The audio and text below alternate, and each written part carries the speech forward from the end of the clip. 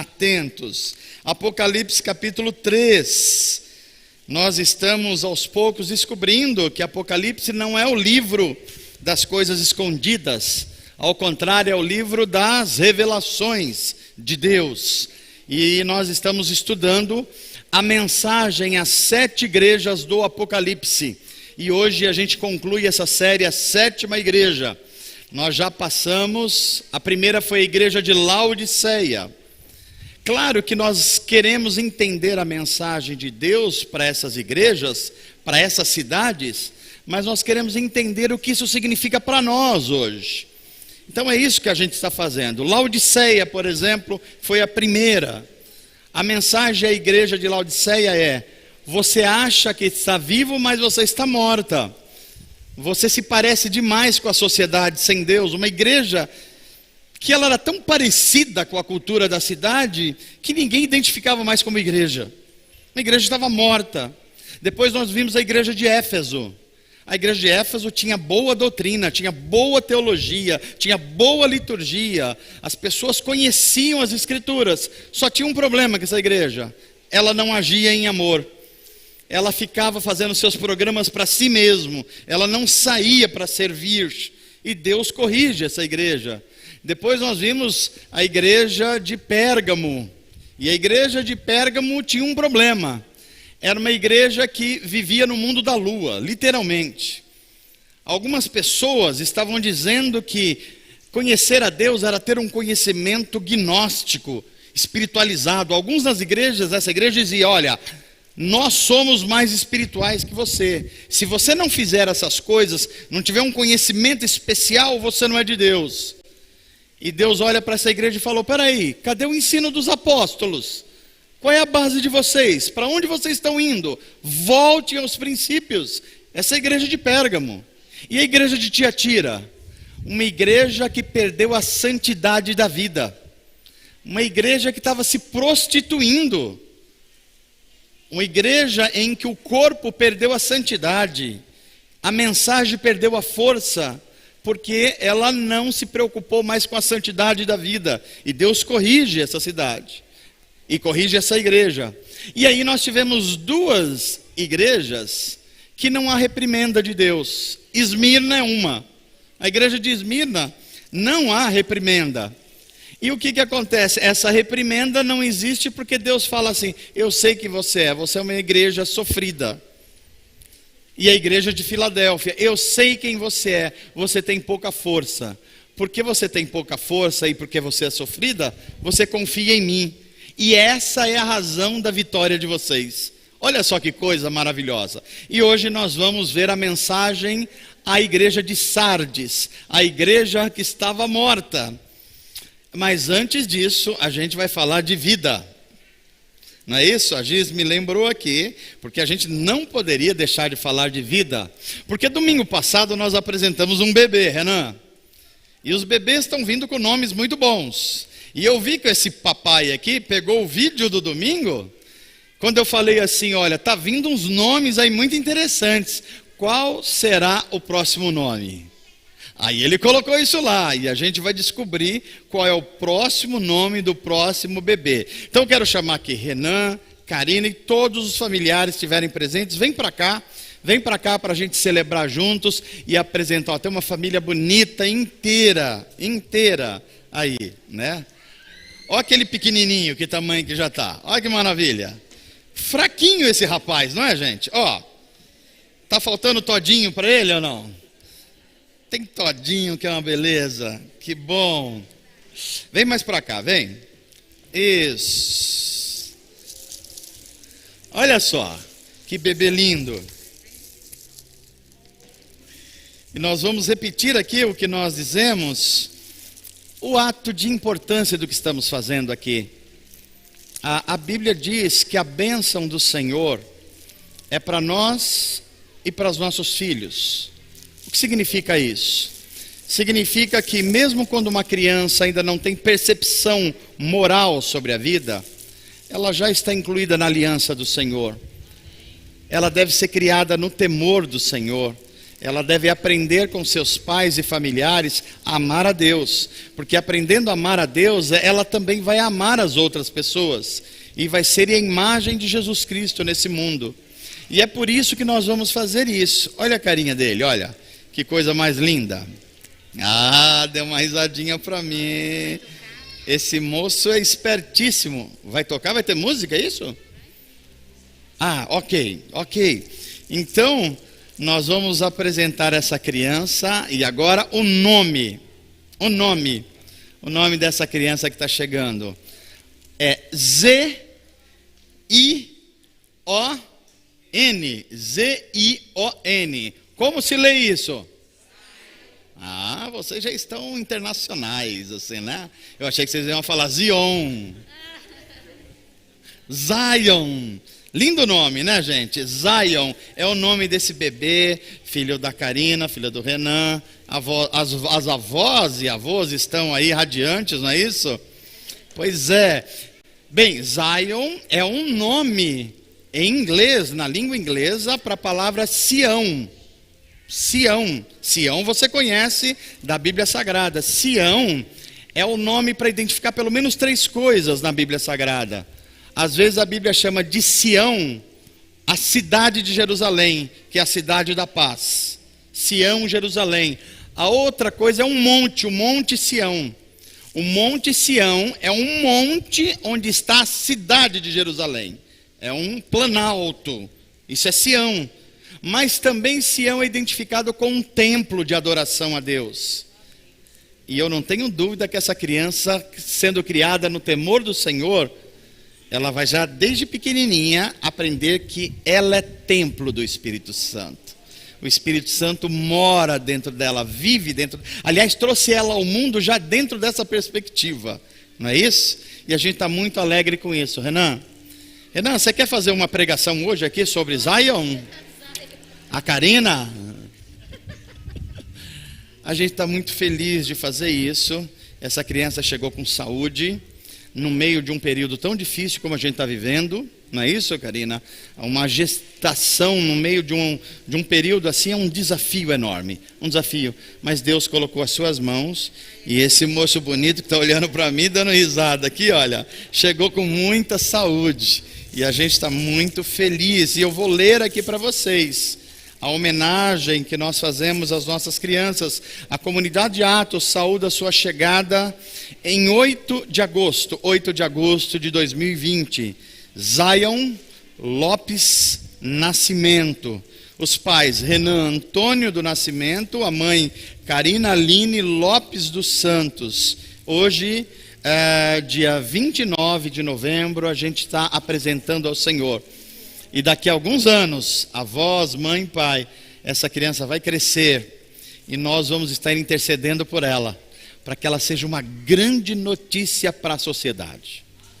Ela já é uma grande notícia para vocês e para nós, mas essa boa notícia vai se espalhar. Quem sabe, eu insisto nisso. A gente tem apresentado crianças na nossa igreja desde há 13 anos. Quantos anos ele tem? Quanto? 6. Então, nós temos crianças aqui que foram apresentadas desde o primeiro ano da igreja. E eu estou dizendo isso e acredito que isso é profeticamente. Que essas crianças serão agentes de Deus na sociedade. É gente que vai fazer uma boa invenção, é gente que vai ser um missionário, é gente que vai ser um homem público decente e criativo, é gente que vai ser um excelente professor, é gente que vai pregar o evangelho, é gente que vai trazer os valores do reino de Deus ao nosso mundo. E eu creio que vai ser isso. Olha, o Zion já tem nome, né? Já tem nome para isso. Quem é você? Eu sou Zion. O que significa Zion? Eu sou amado de Deus. Eu sou templo do Espírito Santo. Eu sou aquele que traz alegria para o mundo. É isso aí, é isso que ele é mesmo. E é isso que ele vai ser. Então, nós vamos orar agora. E eu estou dizendo para vocês que não é apenas eu, pastor, que oro consagrando a Deus. É a comunidade. É a bênção da comunidade. Então eu queria que você se encorajasse a fazer isso, estendesse as suas mãos para essa criança e para essa família. Para essa criança, para que ela cresça nessa aliança de amor. Para os familiares, para que eles ajudem essa criança a crescer na graça e no conhecimento do Senhor. Vamos fazer isso? Então vamos orar. Vamos falar com o Papai do Céu, Zion. Pai amado, nós apresentamos essa criança tão bela e tão cheia de alegria nesse dia. E que seja, Senhor, um dia que o Senhor fez um compromisso de amor com esta família. Que o nome escolhido não seja só um nome, mas uma missão de vida. Que ele venha trazer alegria às pessoas. Que ele venha ser uma cidade edificada sobre um monte. Que ele venha ser morada do Espírito Santo. E nós consagramos a Ti, separamos a Ti, dedicamos a Ti essa criança, para que ela cresça no temor do Senhor, para que à medida que ela vá crescendo, a luz de Deus vá brilhando em sua vida, na escola, na vizinhança, aonde ela estiver. Porque assim como nós sabemos que no mundo jaz o maligno, nós sabemos também que o reino de Deus está brilhando cada vez mais nesse mundo, até que seja um dia perfeito e a nova criação venha. Mas enquanto esse dia não chega, usa, Senhor, as crianças, os jovens, os anciãos, as mulheres, os homens, para que os valores do reino de Deus sejam sinalizados nesse mundo. Assim nós oramos, dedicamos a Ti e abençoamos esta criança, o Zion, em nome de Jesus. Quer dar uma salva de palmas, Zion? Renan, Deus abençoe você. Ah, rapaz, você precisa ver a força desse garoto. Deus abençoe a vós e avô. Deus abençoe todos vocês. Que essa criança seja motivo de muito, muito, muito orgulho para todos nós. Muito obrigado, gente. Que Deus abençoe, Karina. Ah, a gente tem a foto aqui para tirar.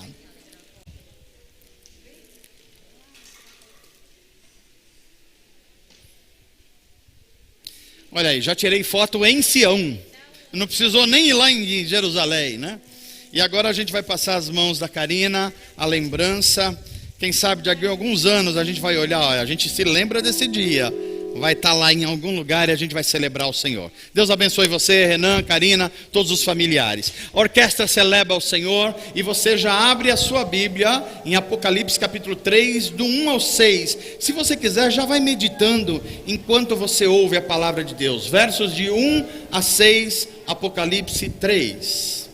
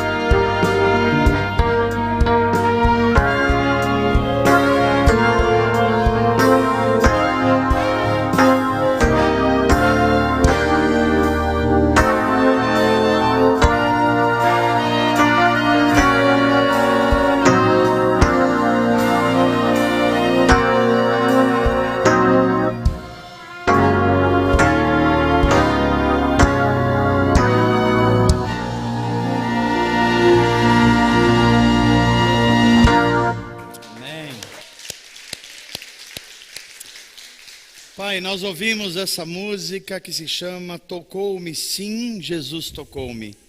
Essa é a nossa oração nessa manhã.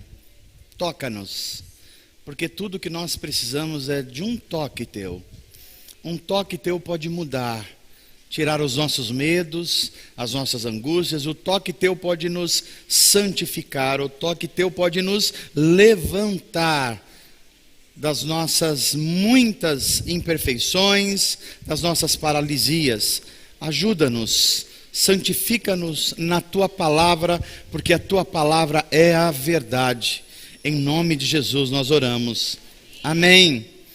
Vamos ler Apocalipse 3, verso 1, de 1 a 6, encerrando ou concluindo a série de mensagem às 7 igrejas do Apocalipse, segundo domingo da nossa campanha de Natal, alimentos. Eu estava ali e ouvi o Benjamin perguntar ali para os pais deles: papai, por que tem tanta comida ali?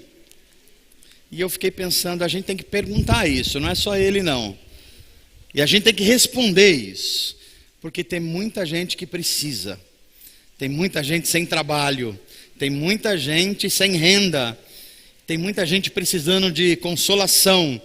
Então a gente precisa responder para o Benjamin, é porque a gente tem que repartir o que tem. É que a gente precisa fazer chegar às outras pessoas. É para isso, Benjamin, que tem tanta comida ali, para que ninguém fique sem a comida, né? Tá respondido? Olha aí, é isso aí, muito bem, ele entendeu tudo. Legal, vamos ler então, palavra de Deus. Ao anjo da igreja em Sardes, escreva, lembre-se que é o anjo falando a João, o apóstolo. João está na ilha de Patmos, está isolado, foi jogado lá porque pregava o evangelho, e o Império Romano falou: olha, nós vamos matar você, mas vamos dar uma chance, vamos isolar você, ninguém mais ouve você. Engano, porque hoje nós estamos lendo a carta de João. E o anjo fala, escreve a liderança da igreja. E ele escreve, ao anjo da igreja em Sardes, escreva, estas são as palavras, olha Cristo se apresentando, sempre ele se apresenta às igrejas. Estas são as palavras daquele que tem os 7 Espíritos de Deus. Aquele que tem os 7 Espíritos de Deus. E quem mais? Aquele que tem as 7 estrelas. É assim que Cristo se apresenta. Terceiro lugar, eu conheço as suas obras. Eu sei quem você é. Eu sei. E você tem uma fama. Qual fama? Fama terrível. Você tem fama de estar vivo, mas está morto. Gente, o que pode ser pior para uma pessoa que acha que está vivo, mas já morreu? Continuamos lendo.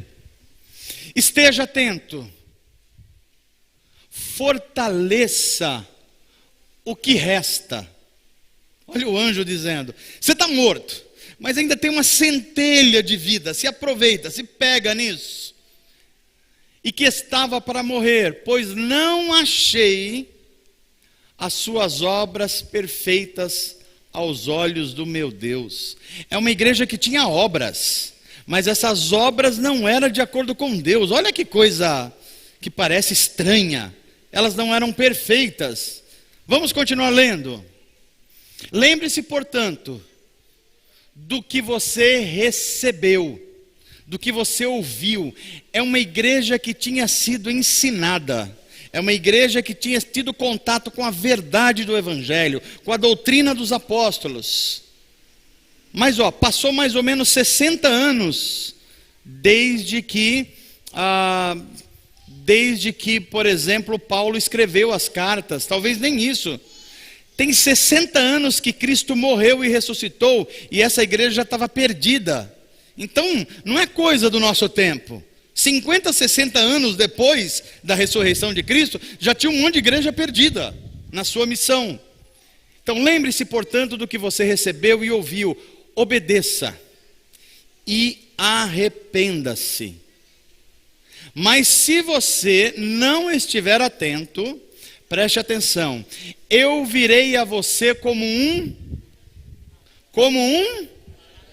esse nome não está aí por acaso. Eu virei a você como um ladrão, e você não saberá a que hora virei contra você. Também esse termo não está aí por acaso. Continuemos lendo. No entanto, apesar de todos os problemas, apesar de essa igreja estar praticamente morta, você tem aí em Sardes, na igreja de Sardes, uns poucos que ainda oram, que ainda se deliciam na palavra de Deus, que ainda fazem obras de amor, que estão arrependidos sempre. Gente de Deus, vocês têm aí uns poucos que não se contaminaram as suas vestes. Eles andarão comigo, é a promessa. Vestidos de branco, é a promessa, pois eles são dignos. Verso 5: ao que vencer, ao vencedor, será igualmente vestido de branco. Veja que esse termo vai se repetindo.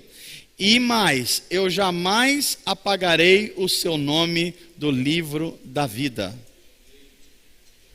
Eu faço uma pausa aqui. Recentemente alguém me perguntou assim: pastor, alguém pode perder a salvação? Eu falei: depende de quem salvou. Se foi Deus que salvou, jamais. Agora, se a pessoa está tentando se salvar, sim, ela pode perder.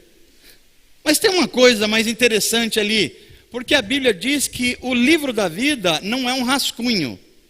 Se está escrito, está escrito. Não é escrito a lápis. O que Jesus está dizendo é: eu jamais apagarei o seu nome do livro da... Foi Deus que salvou, é Ele que registrou. E o reconhecerei diante do meu Pai e dos seus anjos. Olha que coisa impressionante. Ser reconhecido diante do Criador do universo e diante de uma plateia de anjos que a gente ainda não conhece, mas eles já atuam no nosso mundo. E na nova criação nós vamos ver o poder da ressurreição vai gerar essa bênção espiritual. Verso 6: aquele que tem ouvidos, repito, não aquele que tem orelhas apenas, aquele que ouve, aquele que deixa entrar, que deixa descer para o coração, aquele que tem ouvidos, ouça o que Espírito diz às igrejas. Quais igrejas? Laodiceia, Éfeso, Pérgamo, Esmirna, Tiatira, Filadélfia, Sardes, comunidade Atos. Amém, gente? Vamos entender essa palavra de Deus. O título da mensagem de hoje é Sardes. Os títulos das mensagens dessas 7 pregações levam sempre o nome da igreja e da mensagem de Deus para essa igreja. Sardes, estás morto. Veja que é no masculino mesmo, porque a mensagem é ao anjo da igreja, ou seja, a liderança espiritual da igreja. Não era só a igreja que estava morta, o seu pastor também estava morto. Olha que tristeza. Estás morto, mas eu posso te ressuscitar. E o título dessa mensagem talvez seja a principal coisa que a gente precisa levar no nosso coração. O que morreu em nós? O amor, a esperança, o serviço, a obediência. O que está morto em nós? A mensagem do Espírito para nós hoje: o que está morto em você, eu posso fazer nascer de novo, eu posso ressuscitar. Agora, vamos entender a mensagem do Espírito a esta igreja e esta cidade. O que tem na cidade de Sardes, que sempre João, escrevendo as palavras do anjo, relaciona o histórico da cidade com o poder e a obra de Jesus Cristo. É muito interessante como João aborda essa questão. Sardes é uma das cidades da chamada Ásia Menor. Hoje significaria onde está a Turquia. É um círculo de cidades, de 7 cidades, ao quem o anjo manda escrever. Então, Sardes é uma dessas cidades. Sardes foi capital de um antigo reino poderoso, o reino dos Lídios, que foi vencido pelos assírios. Por exemplo, quando a gente lê em Isaías, o nome de um rei chamado Ciro, o meu servo, era um rei assírio. E foram assírios, inclusive o Ciro, que venceu esse reino dos Lídios. Não é por acaso que aquela moça ou aquela mulher em Atos 16 se chama Lídia. Lídia, derivada de um povo que se chamava Lídios. E olha só como que o significado, o nome da palavra Sardes. Sardes significa cântico de alegria. Parece uma ironia. Um nome que se chama cântico de alegria, o Espírito e o anjo de Deus olha para ela e diz: você está morta. O nome é cântico de alegria e a cidade está morta. Essa é Sardes. Sardes tem uma característica geográfica importante que vai aparecer como Jesus se apresenta a ela. Sardes foi edificado em cima de montanhas, um grande planalto. Era um acesso difícil para se chegar em Sardes. E isso era, o fato dela estar construída numa montanha, era considerado um sinal de segurança. Por muito tempo Sardes não foi atacado pelos inimigos. Por quê? Porque ninguém conseguia chegar lá. Os exércitos ficavam embaixo, eles começavam a atirar de cima para baixo e ninguém conseguia chegar em Sardes. E eles se gabavam disso. A nossa cidade é inexpugnável, ninguém chega aqui, porque além dela estar num alto monte, ela é vigiada. Isso era Sardes. É essa igreja nesta cidade que o Espírito diz que eles estão mortos. Vamos tentar entender mais um pouquinho. Essa autoconfiança de Sardes foi o motivo da ruína deles. Isso já começa a ensinar a gente. A autoconfiança exagerada é o primeiro sinal para a queda humana. Em Provérbios nós somos ensinados que o orgulho precede a queda. Pode ver, pessoas que caem fragorosamente, pessoas que erram feio, pessoa que achava que não estava sujeita a um erro. Pode prestar atenção nisso. Presta atenção. Veja só, pessoas moralistas, não pessoas que amam a moralidade, que isso é bíblico. Estou falando de pessoas moralistas. Quem é moralista? É aquele que se acha superior ao outro e está sempre apontando o outro de cima para baixo. Assim. Isso é um moralista. É só esperar tempo para ver a queda. É assim. É assim. Eu não sei se eu vou chocar vocês, mas eu preciso falar isso. Os Estados Unidos nos deu grandes missionários, homens de Deus, e nos abençoaram. Mas tem algumas coisas muito estranhas nos Estados Unidos. Tem um grupo de cristãos lá que eles colocam os seus valores que eles acham ser morais acima do Evangelho. Acima do Evangelho. E tem um pastor chamado Farwell, se você quiser dar uma pesquisada nele, que desde a década de 80 ele criou um grupo chamado Maioria Moral. Olha o nome. Maioria Moral, já diz a que vem. E era um grupo que dizia assim: essa igreja está errada, essa igreja está errada, está todo mundo errado, só gente que sabe a doutrina, só a gente que sabe as coisas certas, só nós que somos os verdadeiros descendentes dos apóstolos. Inclusive a vida da igreja está errada, tem muita gente fazendo uns comportamentos que está tudo errado. O pai falando isso, o filho sucedeu falando isso. Há 2 meses atrás, foram descobertos alguns vídeos a respeito desse pastor tão intransigente com as pessoas, tão sem misericórdia. Ele estava vendendo a sua própria esposa para garotos de programa. Durante anos. Todo moralista carrega em si um esqueleto escondido em armários. É por isso que a Bíblia diz: não confie em si mesmo. Maldito é o homem que confia no homem. E a gente pensa que é sempre confiar no outro. Não, é em você mesmo. Maldito é o ser humano quando ele confia em si mesmo. Era o que estava acontecendo com essa cidade, inexpugnável. Eu estou no alto, ninguém me atinge. Só que essa autoconfiança fez com que eles abrissem a brecha. A história conta que em determinada época, eles ficaram tão autoconfiantes, que eles falaram: a gente está tão alto e tem uma região aqui tão difícil, não precisa nem colocar soldado aí, ninguém conseguiria chegar aí. Foi exatamente isso que aconteceu. Os soldados do Assírio, o Ciro, começaram a perceber isso. E aí 1, 2 ou 3 mais espertos falou: rei, a gente sabe como chegar lá. Nós temos habilidades aqui de alpinismo, a gente vai escalar aquelas montanhas. E a gente já sabe que não tem ninguém guardando. E assim entraram 3, 4, 5, 6 soldados. Por esse lugar subiram, entraram e abriram o portão da cidade. O exército assírio entrou em Sardes e destruiu a cidade. Autoconfiança exagerada, o primeiro sinal para a queda humana. É por isso que Jesus disse: você quer me seguir? Primeira coisa que você tem que fazer: negue-se a si mesmo. Não dependa de você, não confie em você. Assuma a sua cruz.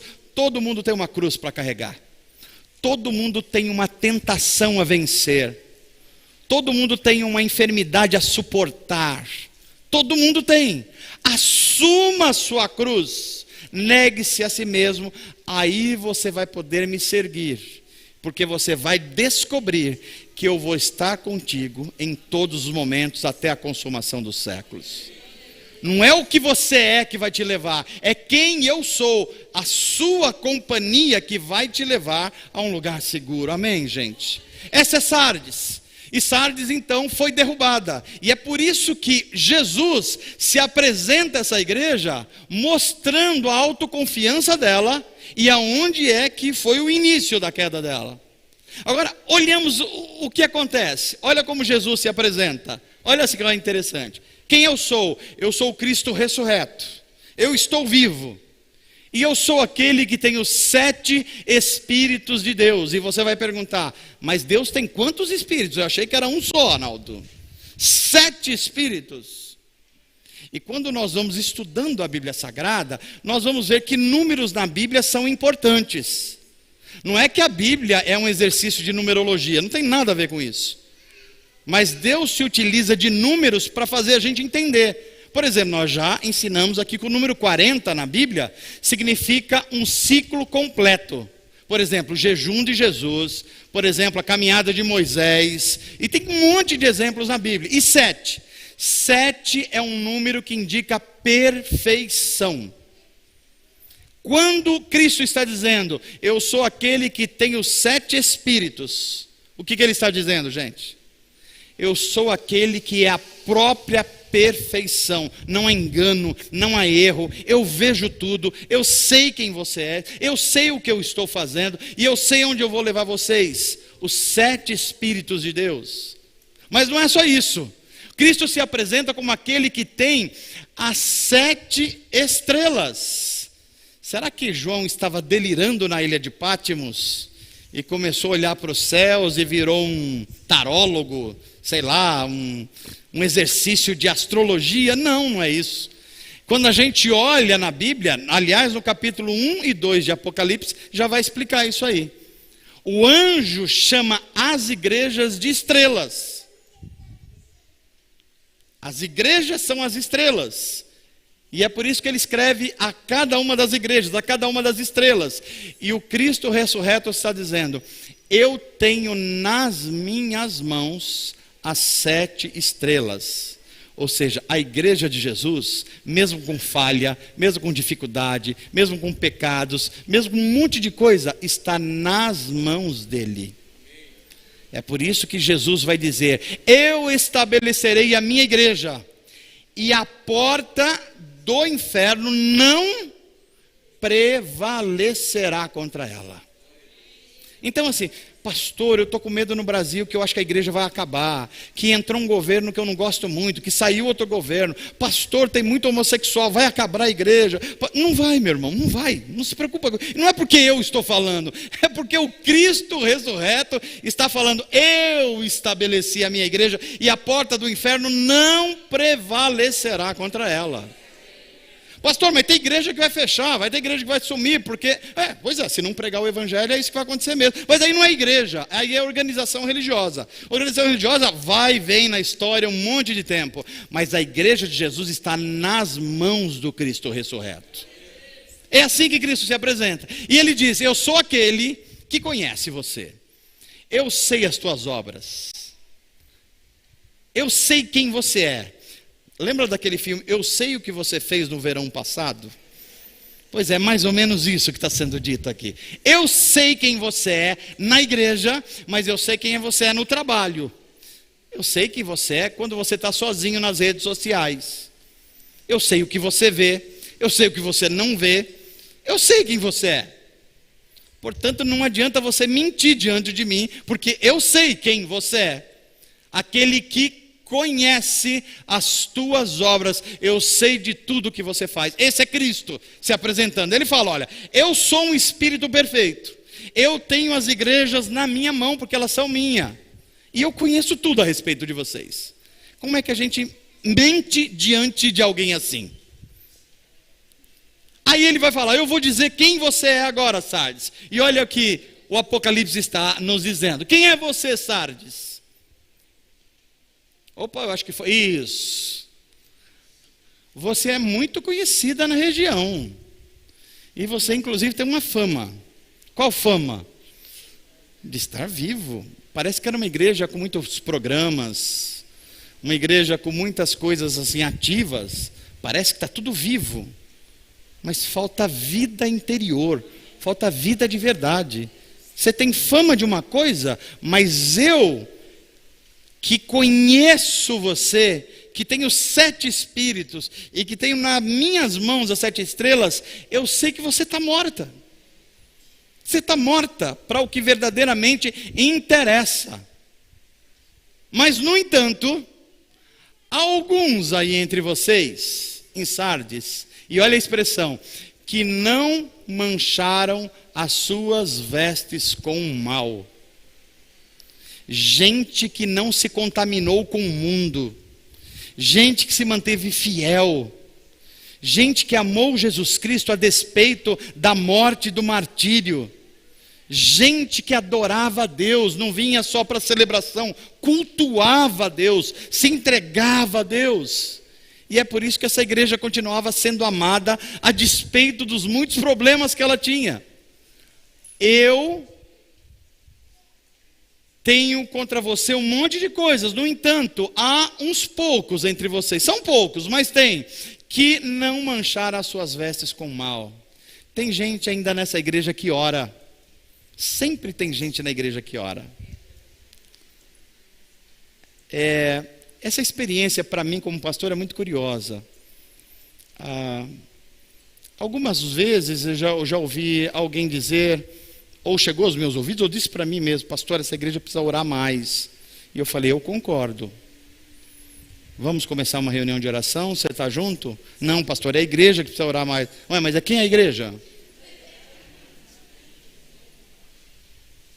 Por exemplo, eu fiquei muito feliz que eu estava no gabinete pastoral, um grupo de pessoas chegou lá em cima e começaram a orar pelo culto de hoje. Senhor, traz as pessoas, muda coração, destrói as obras do maligno, que teu Espírito Santo seja derramado sobre nós. Eu falei, sempre tem gente assim de Deus, sempre tem gente clamando ao Senhor. Por quê? Porque a igreja do Senhor está nas mãos dele. Amém, gente? Era o que estava acontecendo com Sardes, tinha gente de Deus lá, gente que amava a palavra, gente que orava, gente que servia. Então, o Jesus diz, eu sei quem você é.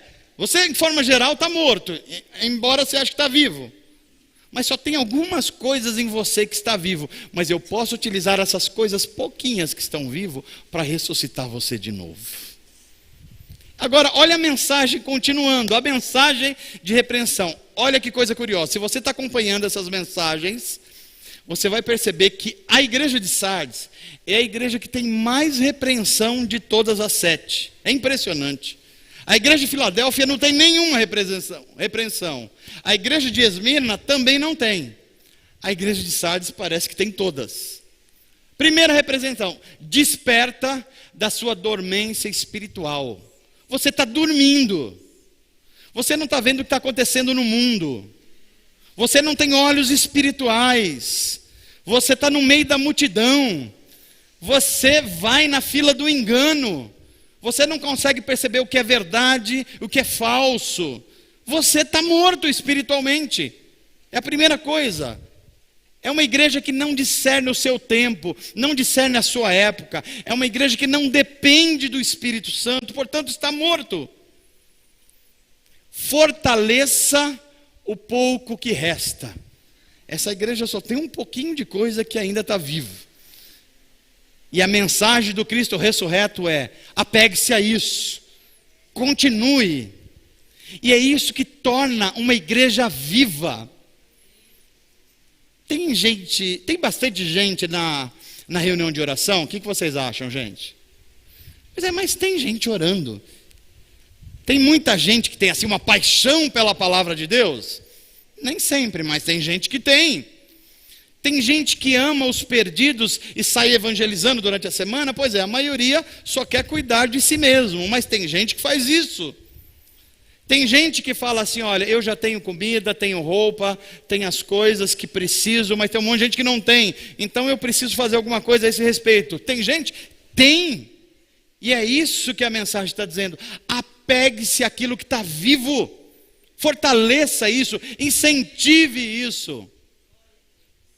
A terceira mensagem é: não tenho achado as suas obras de forma gerais perfeitas diante de Deus. Preste atenção, é uma igreja que tem obras, é uma igreja que faz as coisas, só que o anjo está dizendo na sua mensagem: essas obras não são perfeitas. Que obra é essa que é feita pela igreja, em nome de Deus, mas que não é perfeita?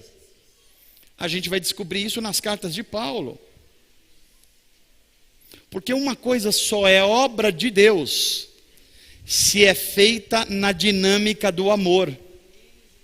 Sem amor, diz Coríntios 13, eu posso ser um sino que fica fazendo barulho, um latão.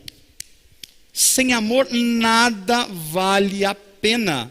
Se eu faço algo para eu mostrar que eu sou importante ou bom, isso não vale a pena. As obras perfeitas diante de Deus são obras feitas em nome do amor. O amor vence o medo, diz a Bíblia Sagrada. Contra o amor não há lei, porque se você ama, você está cumprindo a lei. Olha só, será que é diante dessa questão que nós estamos vivendo hoje? E a palavra ainda de repreensão: volte-se para o que você recebeu no princípio e agarre-se a isso. É uma igreja que tinha o ensino correto da palavra de Deus. É uma igreja que no começo começou certo. É uma vida que pode começar certo e desandar. Você pode se lembrar agora de muita gente que você vai olhar e falar: puxa, essa pessoa parecia uma pessoa tão digna, uma pessoa tão cheia de Deus, uma pessoa que usava os dons espirituais. Mas o que aconteceu com essa pessoa? Pois é, ela não se apegou àquilo que ela recebeu no princípio, não se agarrou àquilo que o Espírito Santo estava fazendo, e ela foi esfriando, aí ela acha que é viva, mas está morta. Não é isso que você sente quando você fala com algumas pessoas e fala assim: olha, nós vamos celebrar a Deus, nós vamos nos reunir como igreja, nós vamos adorar o Espírito, nós vamos pedir que o Espírito Santo seja derramado sobre nós, nos dê ousadia para servir. Aí a pessoa fala: não, mas eu estou bem em casa. Não, eu continuo crente, só que eu estou sendo crente só eu mesmo. Então não tem isso. Essa frase é tão absurda quanto eu chegar aqui na frente, pegar um fígado humano, e deixar aqui, e o fígado está falando para vocês: eu posso ser uma vida só eu fígado. É exatamente isso. Não tem lógica. O corpo de Cristo é um corpo, ele anda junto, ele serve junto, ele ora junto, ele tem paixão pela palavra de Deus conjuntamente, ele serve junto. É essa dinâmica do amor que faz a obra ser perfeita diante de Deus. Senão a obra é só obra, é espiritismo, não é cristianismo. Por exemplo, há muitos espíritas, pessoas que creem na doutrina espírita e que faz coisa muito boa, gente. Aliás, tem espírita que faz coisa muito melhor que nós evangélicos. Vamos ser sinceros aqui. Mas qual é a dificuldade ali? Que a obra que ele faz tem uma finalidade. Qual é a finalidade? Ser salvo pelas boas obras, para eliminar um karma, que é uma maldição. E quando ele reencarnar numa outra vida, ele vai estar um espírito mais iluminado. Tem obra, mas falta amor, porque isso é em benefício próprio, não é benefício de ninguém. Então o cristianismo é outra coisa, não tem nada a ver com isso. Se não é feito em amor, não é cristianismo, porque Deus é amor, e uma obra só é perfeita quando é feito em amor. E é essa correção que o Cristo ressurreto está dizendo: volte-se para o que você recebeu no princípio. Quem?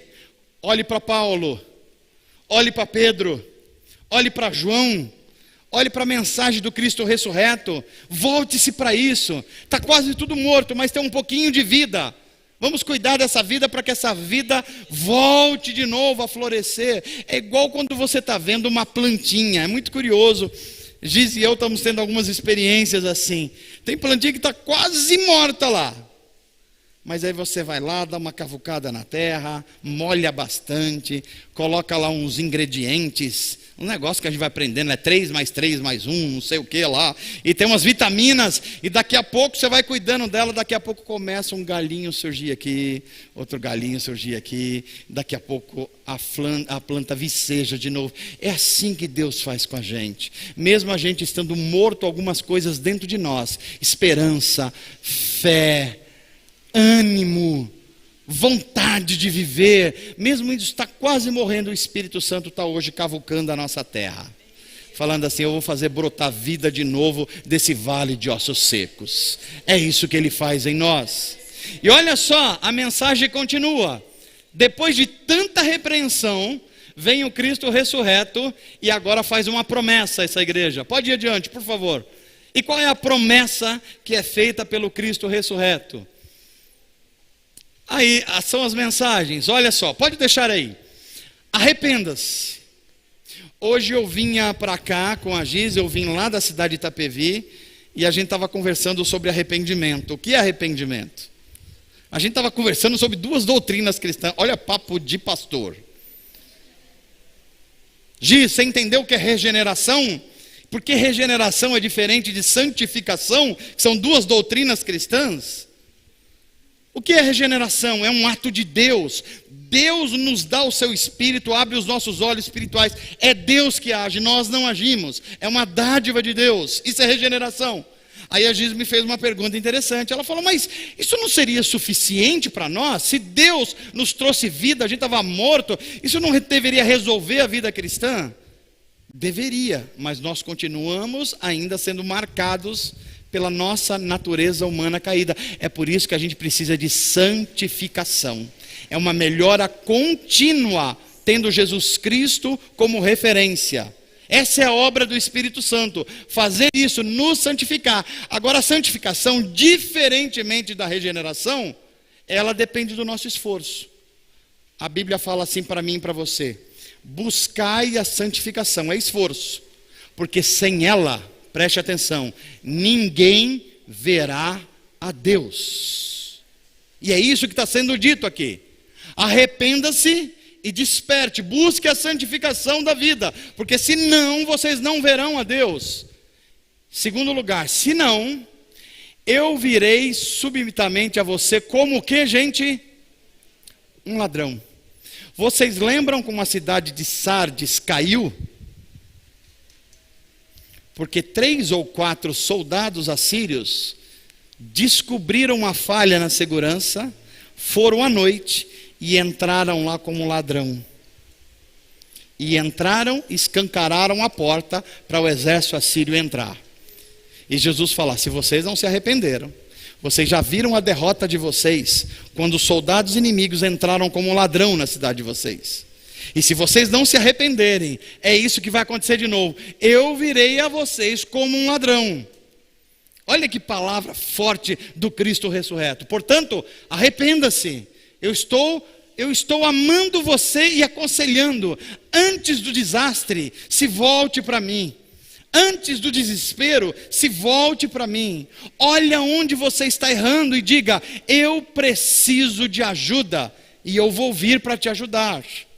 Olha a mensagem final e eu já caminho para o final da nossa mensagem.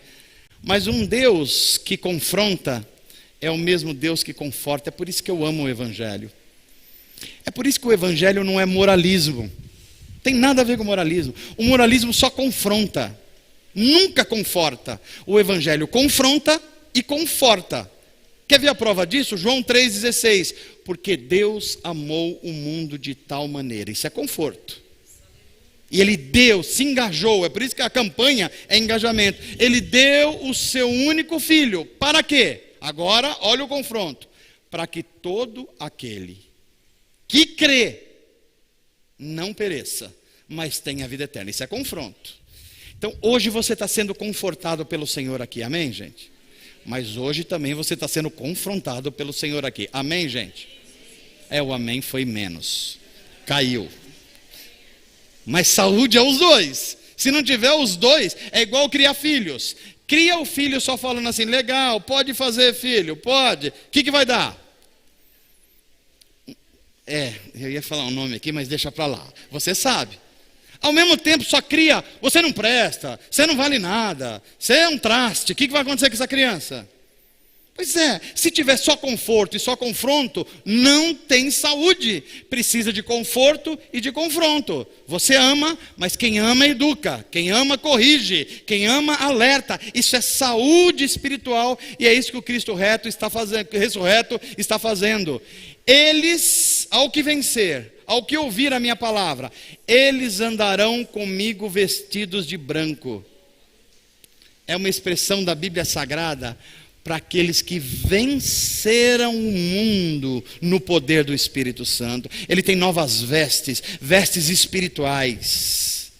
Que mais? Jamais apagarei seu nome do livro da vida. Você pode perder a salvação? O que você acha, gente? O que foi que eu respondi aqui mesmo no começo da pregação? Vamos ver se você não estava dormindo como a igreja de Sardes. Alguém pode perder a salvação? A primeira pergunta que você tem que fazer é: quem é que salvou? Se foi Deus, jamais. Agora, se foi a denominação, se foi você mesmo, aí, meu filho, pode perder mais do que você está imaginando. Mas se foi Deus, não. Por quê? Porque Deus não vai ficar. Imagina se Deus coloca o seu nome num livro da vida, aí você dá uma pisadinha na bola: risquei, Diógenes. Você não está mais no livro da vida. Aí o Diógenes vai para a igreja no domingo, dá uma melhoradinha, pus de novo, Diógenes, está aqui. Amanhã, deu uma discutida com a Miriam, tirei Diógenes de novo. Imagina como seria o livro da vida, gente. Um rascunho. Não. Quando Deus vem em nós, nos transforma, o Evangelho entra em nós, a graça é evidente em nós, nós nos tornamos cheios do Espírito Santo. Deus olha para a gente e fala assim: você é meu. Eu escrevi o seu nome no livro da vida. Eu te dei novas vestes. E agora você vai mostrar o meu amor ao mundo perdido e necessitado. Amém? Quem tem ouvidos, ouça o que o Espírito está diante dizendo à igreja. E finalmente, aquele que vencer, olha só isso: eu confirmarei que ele me pertence. Diante de quem, gente? Diante do meu Pai dos anjos. Eu, quando olho para isso, eu fico falando: isso é extraordinário. Porque Cristo manda a gente confessá-lo diante do mundo. A gente fala: é difícil, Senhor, é complicado ser fiel diante do mundo, dizer que é cristão no meio da faculdade, um monte de dificuldade a gente põe. Mas o que Cristo está dizendo é: seja fiel, inclusive diante da morte. E se você resistir, e eu vou te ajudar a resistir, Eu vou reconhecer você, não é diante do pessoal da faculdade, não é diante dos seus vizinhos. Eu vou reconhecer você diante do Criador do universo. E você que gosta de ver anjo voando neste lugar, igual o padre Marcelo. Vi anjo, pastor, não vi. Então, a hora de ver anjo vai ser agora. Não agora. Não é na hora que a gente estiver diante de Deus. Porque a Bíblia diz que nós vamos ser apresentados diante dos anjos. E Jesus vai falando, está vendo esse ser humano aqui? Ele foi lavado e remido pelo meu sangue. Ele é meu. Aí Deus vai olhar para ele, muito bom, servo bom e fiel. Você foi fiel num pouco. Agora olha o que está diante de você, a nova criação e o novo mundo de Deus. Quem tem ouvidos, ouça o que o Espírito diz à igreja. Que Deus te abençoe. A minha oração é que você resista e que se tiver alguma coisa morta em você, o Espírito Santo está reavivando hoje para o seu bem e para a glória de Deus. Amém? Vamos ficar de pé?